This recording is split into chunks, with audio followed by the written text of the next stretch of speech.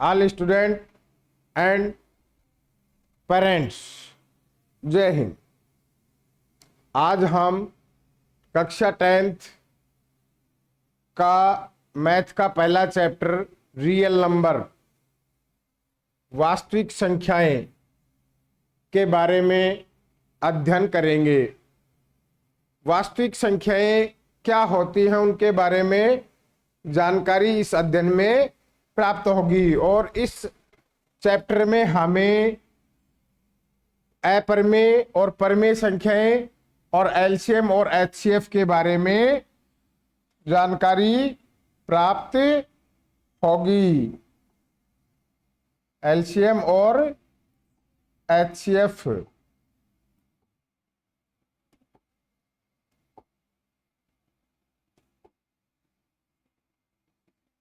के बारे में हमें जानकारी प्राप्त होगी। अब नेक्स्ट अपना जो टॉपिक है वो सबसे पहले एलसीएम और एचसीएफ का है। तो हम देखते हैं क्या है कि अंक गणित की आधारभूत परिमेय संख्याएं जो होती हैं, परिमेय जो होती हैं, वो प्रत्येक भाज्य संख्या क्या होती हैं, जिनमें अन्य किसी संख्याओं का भाग जाता है, भाज्य संख्याएं कहलाती हैं। और अभाज्य संख्याओं के एक गुणनफल के रूप में व्यक्त यानी कि गुणनखंडित होती हो। जैसे मान लीजिए कि हमें कोई संख्या दे रखी है 15, 15, तो अब हमें इसको किस गुणनखंड में व्यवस्थित करना है, अभाज्य संख्याओं के गुणनखंड में। तो हम इनका गुणनखंड करते हैं तो क्या होता है, इनका अभाज्य गुणनखंड हो जाता है। अभाज्य गुणनखंड का मतलब ही ये होता है कि उसको उसकी अभाज्य संख्याओं में विभाजित करना। जैसे इसमें हमने 3 का डिवाइड किया, 3 का चला जाएगा, 3 का चला जाएगा ना, तो 3 पंजू 15, फिर 5 का गया एक बार, तो 3 और 5 जो 2 डिजिट हमें प्राप्त हुए हैं वो संख्याएं क्या हैं, अभाज्य संख्याएं हैं, प्राइम नंबर है। क्या है, प्राइम नंबर है। यानी कि 15 था, ये भाज्य संख्या थी, हमने इसके गुणनखंड किए तो इसको हमने किस में परिवर्तित किया, अभाज्य संख्याओं में। यानी कि इसका गुणनखंड जब हमें करना होता है तो हमें इसको किस में विभाजित करना है, अभाज्य संख्याओं में। यही हमें कह रहा है कि उनको अभाज्य संख्याओं के गुणनफल के रूप में व्यक्त करना है, गुणनखंडित करना है। जैसे 15 को हमने कर दिया 3 × 5, दोनों संख्याएं कैसी है, अभाज्य संख्याएं हैं। तो ऐसे ही अन्य संख्याओं को भी हमें अभाज्य संख्याओं के गुणनखंड में खंडित करना होता है, किया जा सकता है। तथा गुणनखंड आदित्य होता है, गुणनखंड आदित्य होता है। इस प्रकार कोई ध्यान दिए बिना अभाज्य गुणनखंड किसी भी क्रम में आ रहे हैं। अब हमें क्या करना होता है कि जो संख्या हमें दी है, मान लो कि हमारे को 21 दिया है, तो 21 दिया है तो हम क्या करेंगे, इसको अभाज्य संख्याओं में व्यक्त करेंगे। भाई क्या करेंगे, इसका गुणनखंड करेंगे और गुणनखंड वैसा करना है जो अपने आप ही अभाज्य संख्याओं में हो जाएगा। तो जैसे आप इसका करोगे तो किसका डिवाइड होगा, 3 का होगा, 3 7 जा 21, फिर 7 का होगा, 7 1 जा 1। यानी कि अपने पास 3 और 7, 3 × 7, 21 को क्या लिख सकते हैं, 3 × 7, यानी कि इनको गुणा करेंगे 21 आएगा। 21 को हमने ऐसे अभाज्य संख्याओं में गुणनखंडित कर दिया है 3 और 7, जिनमें किसी संख्या का भाग नहीं जाता है। अब नेक्स्ट अगला है कि अंक गणित की आधारभूत प्रमेय का प्रयोग हम 2 अनुप्रयोग में कर सकते हैं। कैसे कर सकते हैं, 2 में। प्रथम अनुप्रयोग में कुछ संख्याएं जैसे √2, √3 और √5 आदि अपरिमेयता सिद्ध करने में करेंगे। यानी कि ये वो संख्याएं हैं, √2 का मान यदि आप निकालोगे तो पूर्ण रूप से पूरा नहीं आता है। इसी प्रकार √3 का मान भी पूरा नहीं आता है। समझ में आया? तो ये क्या होती है? अपरिमेय संख्याएं। अपरिमेय संख्याएं क्यों आगे बताएंगे।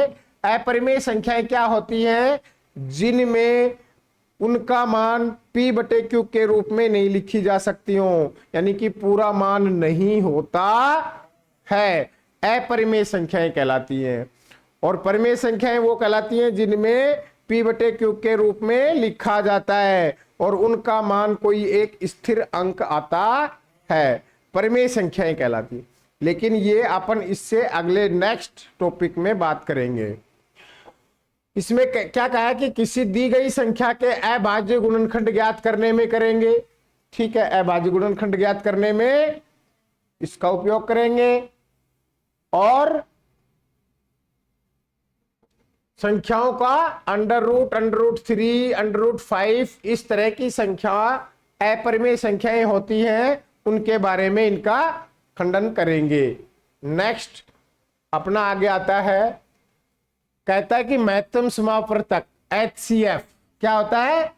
HCF महत्तम समापवर्तक किन्हीं दी हुई संख्याओं के सबसे बड़े समापवर्तक को उन संख्याओं का मैसेपे कहते हैं, महत्तम समापवर्तक कहते हैं।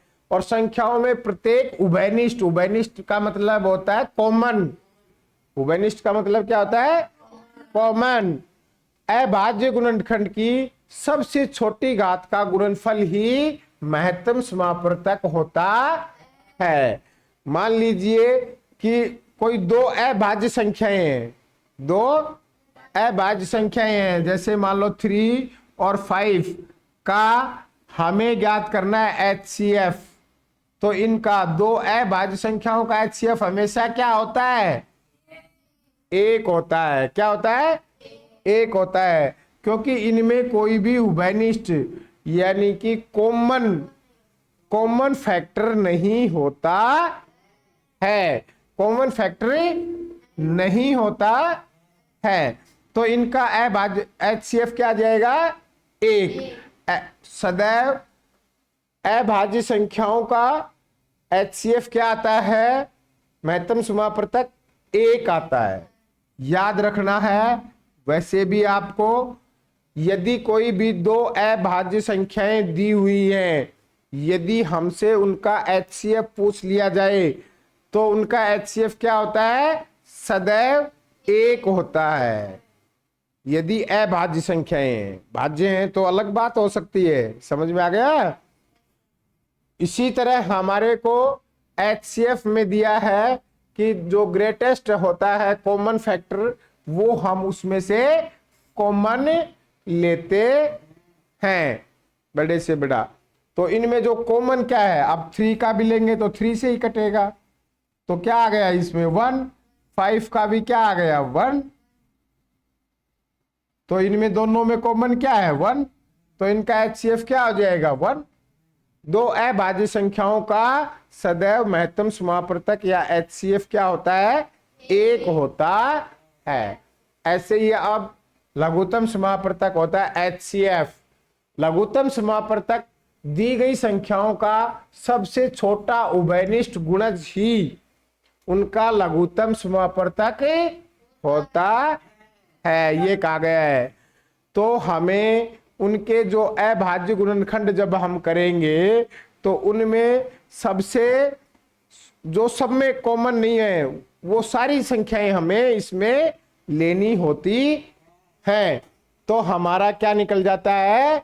LCM निकल जाता है।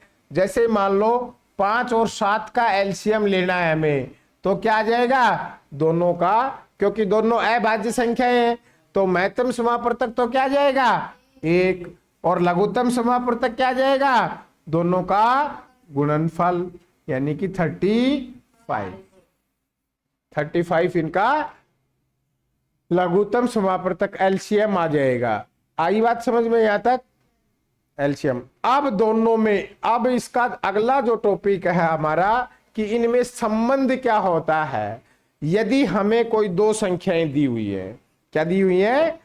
दो संख्याएं दी हुई है और हमें उनका एक का एलसीएम दिया हुआ है या एचसीएफ दिया हुआ है, या दो संख्याओं में से एक संख्या दी हुई है और एलसीएम एचसीएफ दिया हुआ है, तो हमें उनको कैसे ज्ञात करना है।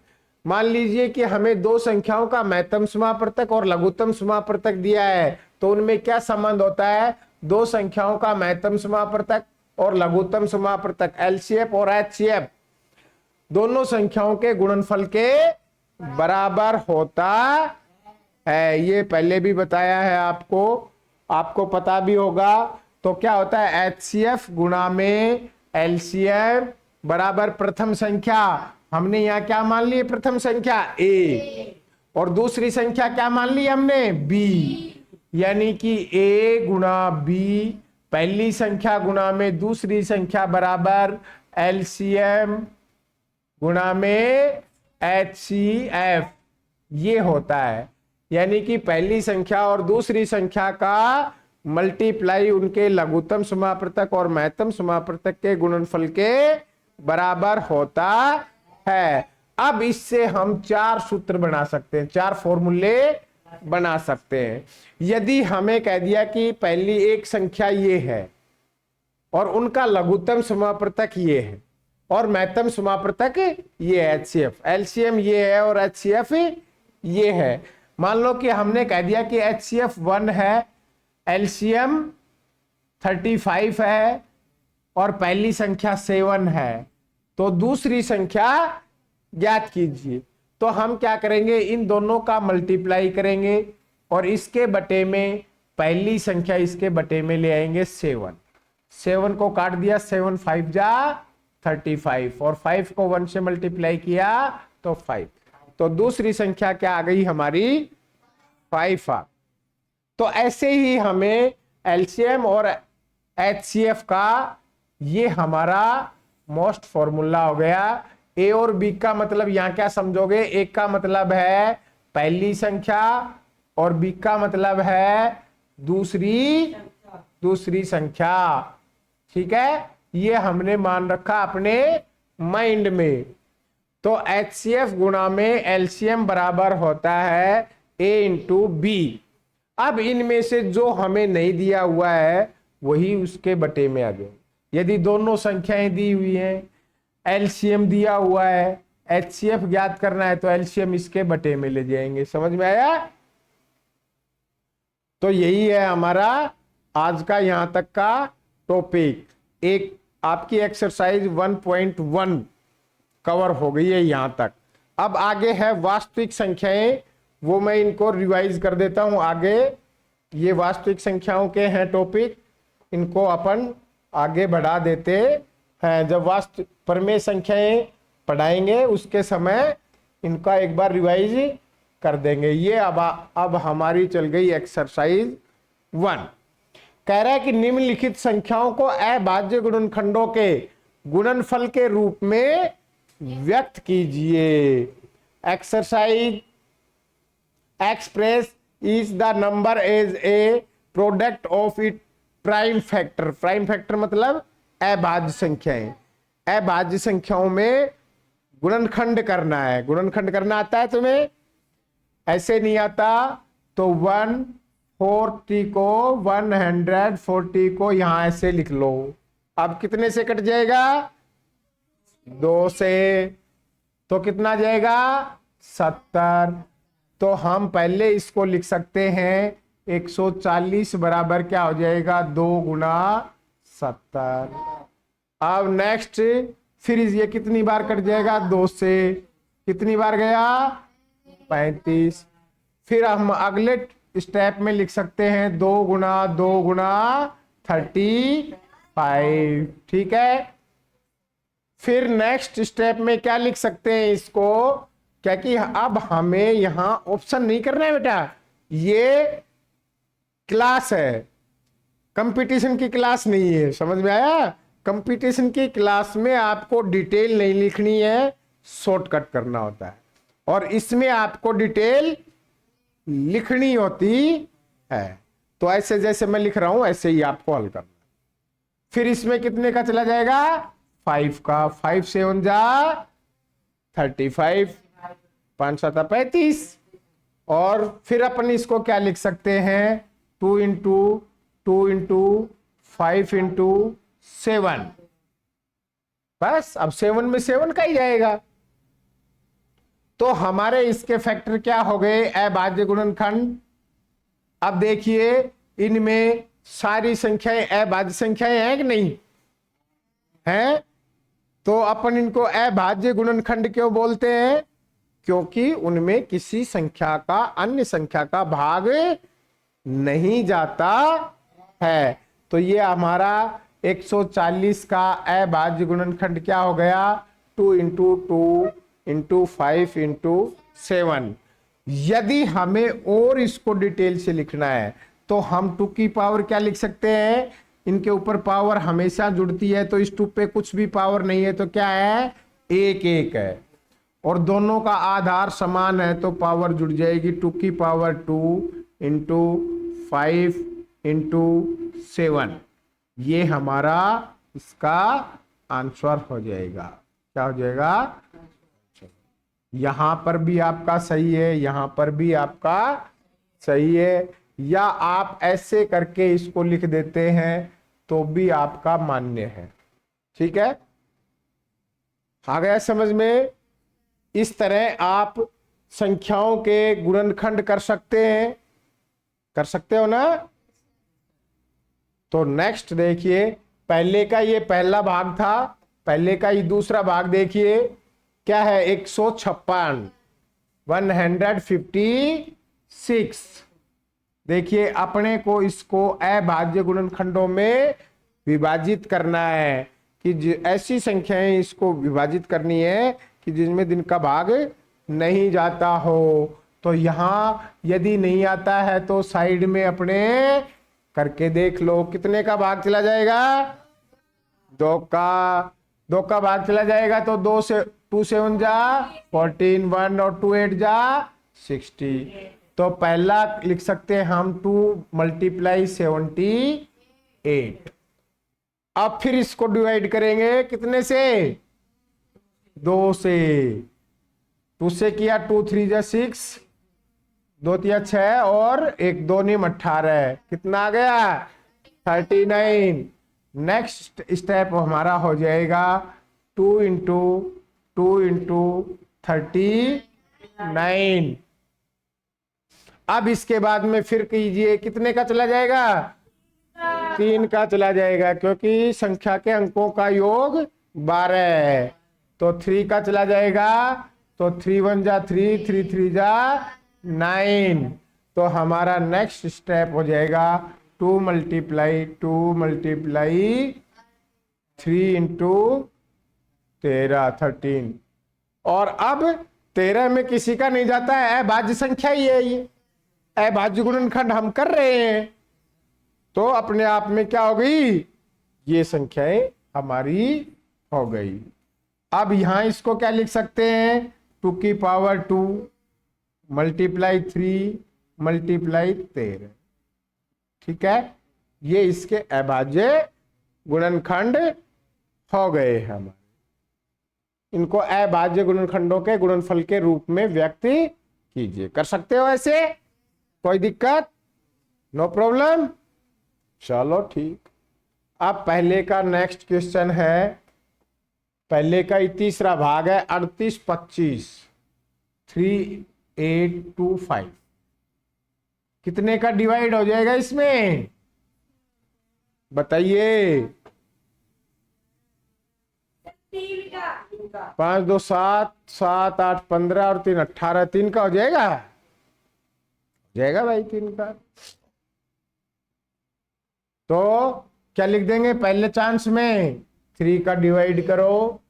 कितना आ गया? 3 1 जा 3, 3 2 जा 6, हो गया 22, 3 7 जा 21, बच गए 15, 3 5 जा 15। हो गया?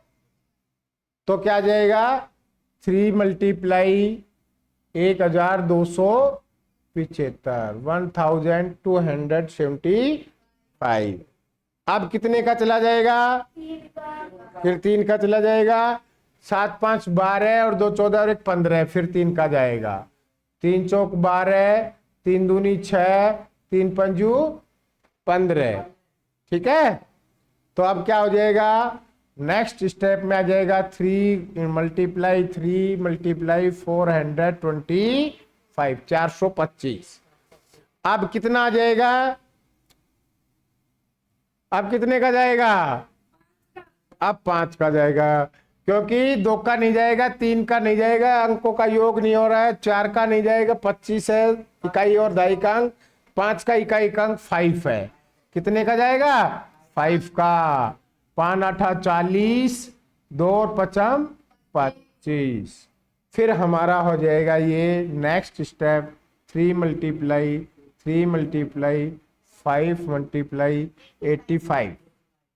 अब कितने का जाएगा 5 का, फिर कितनी बार जाएगा, 5 एकम 5, 3 5 7 35, कितनी बार 17 बार। अब 17 खुद ही अभाज्य संख्या है, तो बस हो गया हमारा फाइनल 3 इंटू 5 इंटू 17। अब हम इसको क्या लिख सकते हैं, और भी यदि आगे आंसर पूछा है तो 3 की पावर 2, 5 की पावर 2 मल्टीप्लाई, इसको ये भी हम लिख सकते हैं। ठीक है, तो अब हमारा ये भी इस तरह से कर लोगे, कोई दिक्कत नहीं है। नेक्स्ट क्वेश्चन देखिए,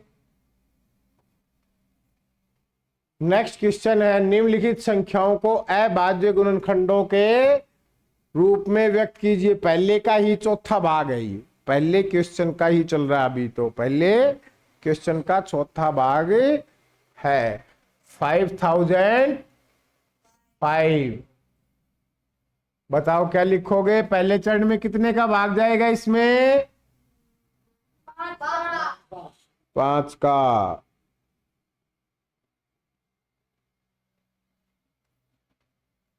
कितनी बार चला जाएगा, 5 एकम 5, 0 0, 5 एकम, तो क्या लिख देंगे पहले में 5 गुणा में 1001। ठीक है, हो गया 5005। अब 1001 में कितने का जाएगा, आप बताओ भाई, है 1001 में कितने का जाएगा,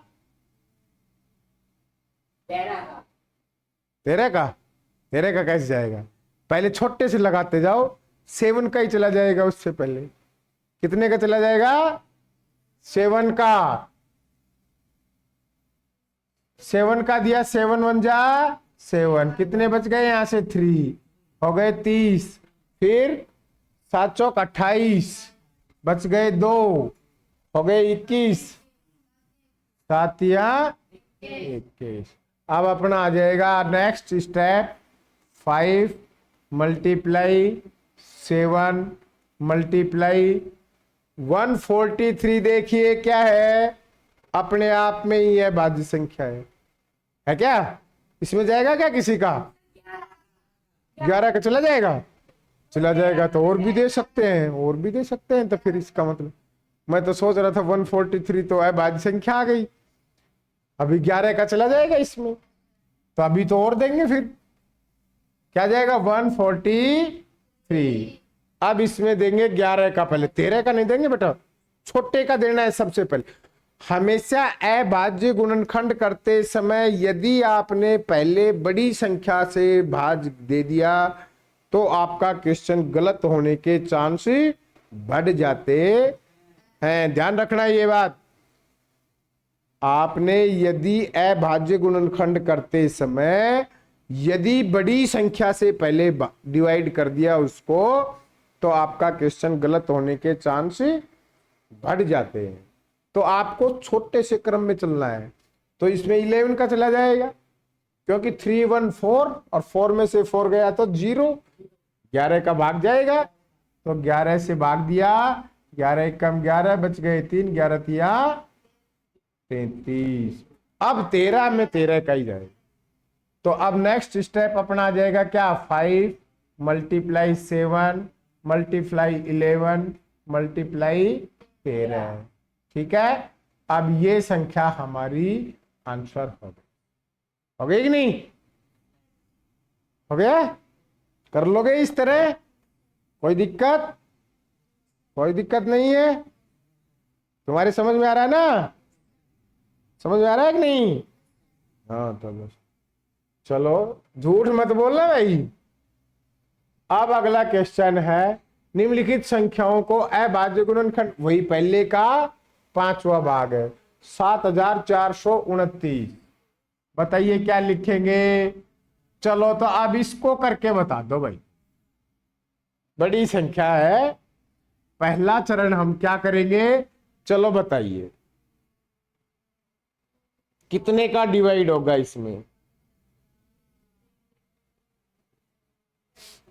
चलो मैं बता देता हूं आप, ठीक है?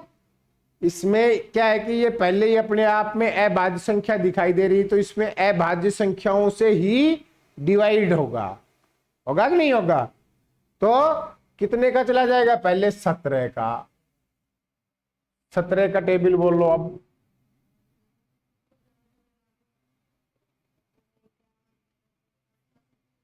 सत्रह चौक 68, 74 में से 68 गए तो 6 बच गए हैं, 6 बच गए ना, और फिर कितने हो गए 62, फिर 17 ते 51, 17 तिया 51, अब कितने बच गए 62, 119, और 17 के पाड़े में कितनी बार में आते हैं 19, 119 7 बार में, कितनी बार में आते हैं?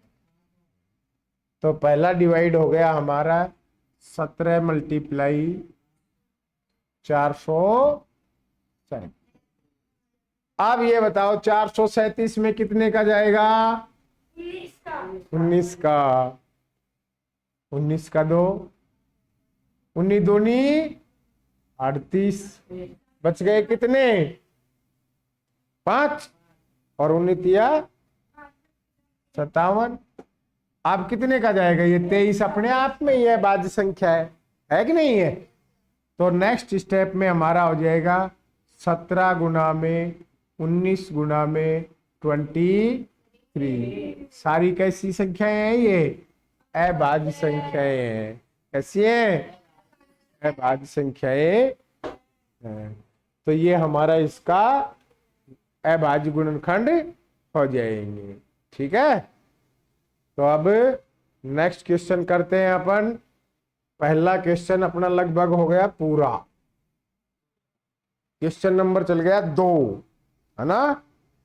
क्वेश्चन नंबर 2 में है हमें क्या करना है, पूर्णांकों के निम्नलिखित युग्मों के HCF और LCM ज्ञात कीजिए तथा इनकी जांच कीजिए कि दो संख्याओं का गुणनफल HCF और LCM के गुणनफल के बराबर है या नहीं है। हमें इसकी जांच भी करनी है कि हमारा आंसर सही है कि नहीं है। हमें 26 और 91 दिए हुए हैं। कितने दिए हुए हैं? 26 और 91। हमें इनका क्या ज्ञात करना है? HCF और LCM। पहले इनके अभाज्य गुणनखंड लिखो यहाँ। तो 26 के अभाज्य गुणनखंड करेंगे तो क्या हो जाएंगे? 2 से 13 और 13 से 1 आ गया। इसको तो लिख सकते हैं अपन 2 मल्टीप्लाई 13। ठीक है, 91 के करेंगे तो कितने का जाएगा? 13 7 91, 7 से गुणा मल्टी करेंगे तो 13। तो 7 का कितनी बार गया? 13। या आपको टेबल याद रखने हैं, 13 7 91। ठीक, तो क्या जाएगा? 7 गुना 13।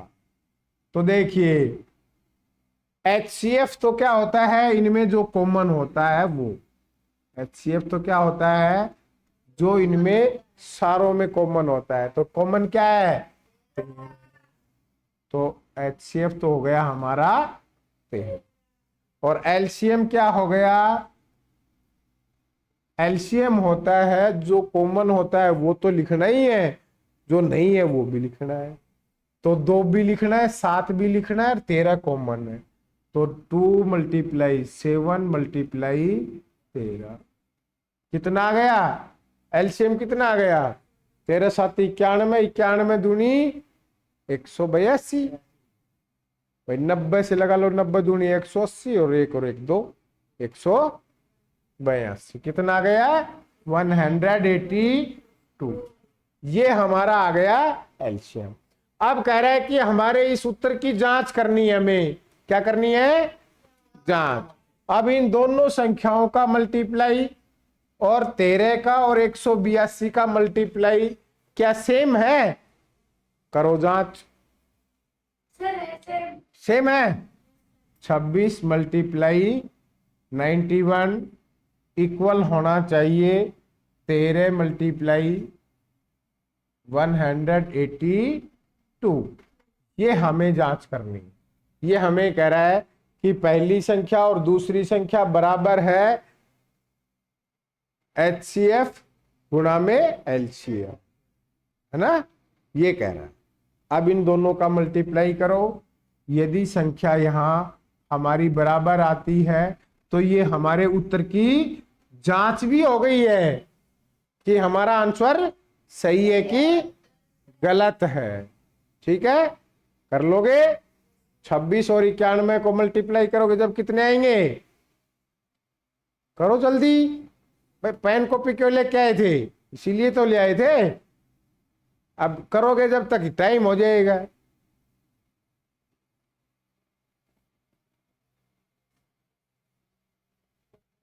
ये तो तुम्हें पहले ही कर लेनी चाहिए। देखो 13 से करते हैं। 13 है, 13 दूनी 26, 6 हासिल 2। कर लिया? 23 6 6 और इसको भी करेंगे तो यही आएगा। तो दोनों में बराबर आ रहा है, तो हमारा आंसर भी सही है। अब नेक्स्ट क्वेश्चन देखिए। दूसरे का दूसरा आएगा। अब पहले ही कर लिया करो भाई गुना। देखो क्या वही करना है, HCF और LCM ज्ञात करना है। 510 और 92 का क्या करना है? 510 और 92 का। तो 510 का करेंगे, अभाज्य गुणनखंड करो। कितने से होगा? पहले इकाई का अंक 0 है तो 2 से। 2 दूनी 4, बच गया 1, 2 पंजू 10, बच गया 1, 2 पंजू 10। कितने का जाएगा? 3 का। 5 5 10 और 2 12। 3 का चला जाएगा, 3 8 24, 3 पंजू 15, 8 5 13। अब 5 का जाएगा। 5 से करेंगे, 5 से 5 एक कम 5, 5 7 35। फिर अब 17 से, 17 एक कम 17। ये तो आ गए हमारे 510 के। 510 के क्या हो गए? 2 गुणा में 3 × 5 × 17। ये हो गए। अब 92 के करने हैं।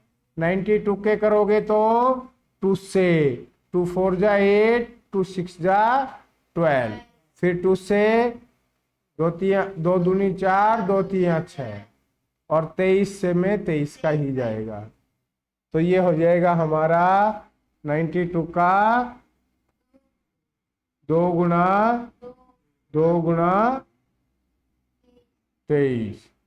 तो देखो हमारा इसका HCF तो क्या हो जाएगा? कॉमन क्या है इन दोनों में? देखो यहां से 2 कॉमन है, एक तो ये हो गया, ठीक है। 2 नहीं है, ये 23 है, ये 5, बाकी कोई कॉमन नहीं है। तो HCF हो गया हमारा 2। LCM क्या हो गया? LCM हो जाएगा, देखो 2 का तो 1 आ गया, 2, फिर ये 2, ठीक है, ये ले लिया, फिर ये 3, फिर ये 5, फिर ये 17, फिर ये 23, 23। ये मल्टीप्लाई जो आएगा ये हमारा हो जाएगा एलसीएम। क्या हो जाएगा? एलसीएम। एलसीएम कितना हो जाएगा इनका? 17, 23, 5, 3, 2, 2 मल्टीप्लाई करो तो इनका गुण है 23,460। ये हमारा क्या आ जाएगा?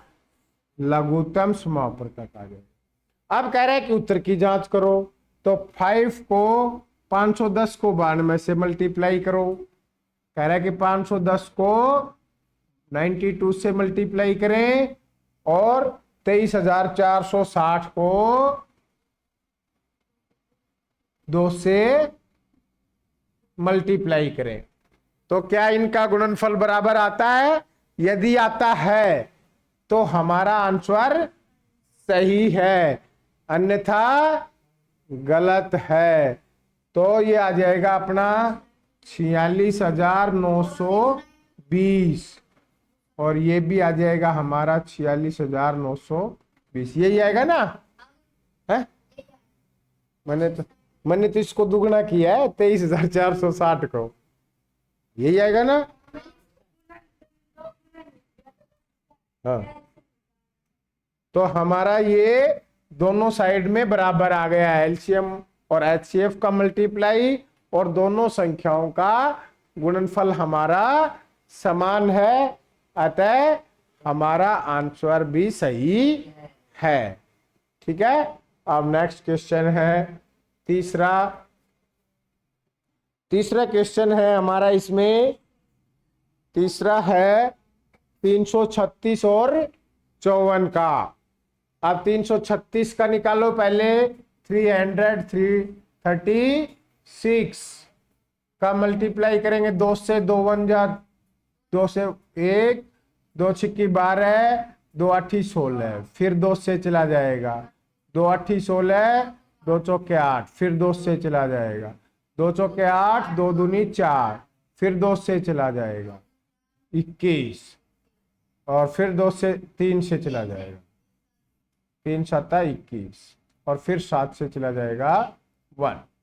यानी कि 336 का हमारा अभाज्य गुणनखंड क्या हो जाएंगे?